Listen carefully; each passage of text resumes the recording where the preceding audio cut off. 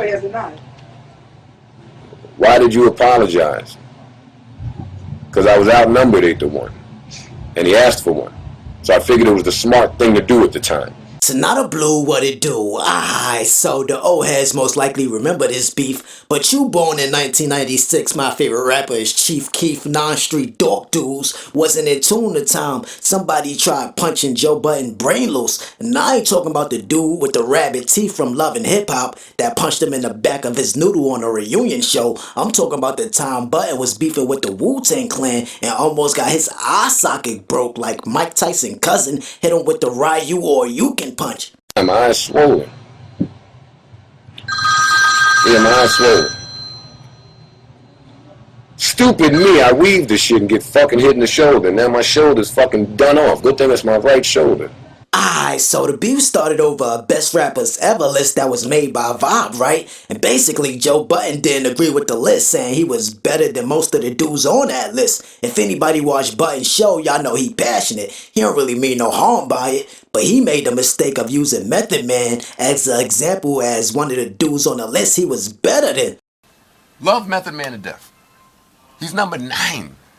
You mean to tell me if Method Man was standing in front of my face right this second and we had to rap back and forth, that Method Man would be the victor?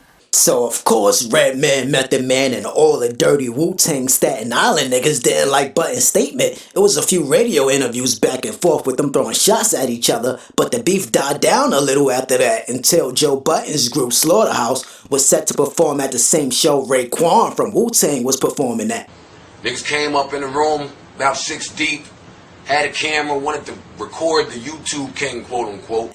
So boom, Joe backstage chilling, minding his beeswax, thinking about Tahiri or whatever he doing, and Raekwon and like 6 dirty niggas with Timbs and baggy clothes on just bust in the room and approached him. Now the beef ain't had nothing to do with Raekwon, but you know if you beef with one member of the Wu-Tang, you got beef with all of them, and it's like 90 of them niggas. So if you can't fuck 20 niggas up at one time like Bruce Lee be doing in them karate movies, you assed out. They gonna beat the green eggs and ham out you when they catch you. Speaking of karate movies, Youngin may love some Jackie Chan, man. She get drunk off Henny and think she the drunken master, be all wobbly trying to punch me with her dyke knuckles, and then sometimes when I'm spanking that dyke booty and she about to come, she be like, what the? But moving on.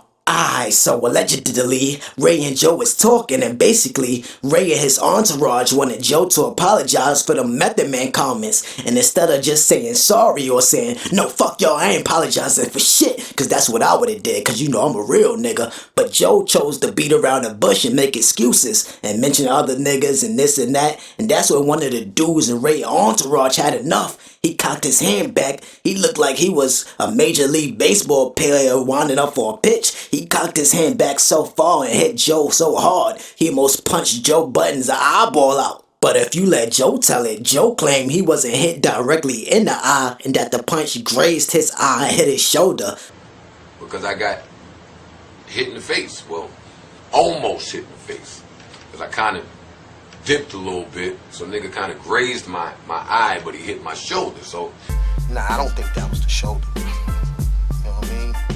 I don't think that was the shoulder. I think I hit him in his eye. I punched him in his face. He fell. You know what I'm saying? And then there was a flag on the play. I threw the ice water scarf on him. He apologized after that for everything that was said. I don't think it'll get blacklisted.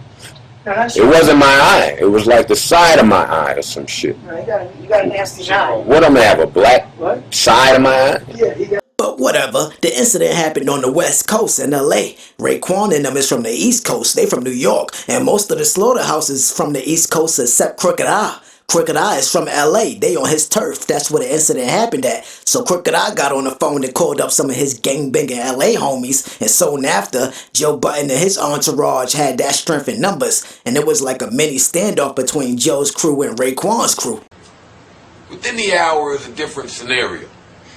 It wasn't 6-on-1 anymore.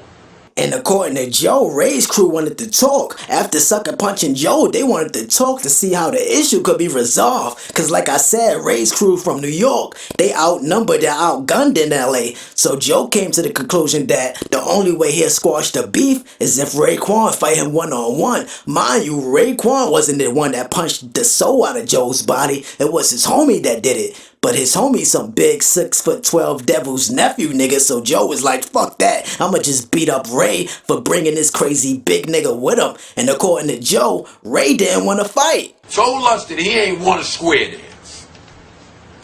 He ain't had a square dance in 30 years. Which, first of all, how the fuck old do that make you, number one?